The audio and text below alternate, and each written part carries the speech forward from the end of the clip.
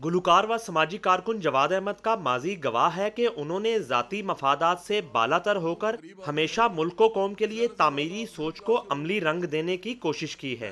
برابری تحریک بھی اسی سلسلے کی ایک کڑی ہے جسے جواد احمد نے سیاست سے دور رکھنے کا عہد کر رکھا ہے۔ میرا نہیں خیال کہ جب تک غریب لوگوں کی اپنی پارٹی بنے گی، مزدوروں اور کسانوں کی اپنی پارٹی بنے گی، اس وقت تک ان کے حقوق جو ہیں اس ملک میں ان کو نہیں ملیں گے۔ یہی ہمارا مطمع نظر ہے کہ ایسی ایک تحریک شروع کی جائے کہ اس میں مزدور، کسان اور غریب لوگ جو اس ملک کے ہیں وہ اس تحریک کے ذریعے اکٹھ کر کے، جڑت کر کے اپنی ایک پارٹی ان فیوچر بنا سکیں۔ ہم اس تحریک کو برابری کی تحریک کا نام دیتے ہیں۔ طبقاتی نظام کا خاتمہ کر کے امیر غریب کا فرق مٹانے کے خواہش مند جواد احمد نے اگر سیاست ہی کرنا ہوتی تو جنرل الیکشن میں ملک کی 3 بڑی پارٹیوں کی طرف سے ہونے والی آفرز قبول ضرور کر لیتے۔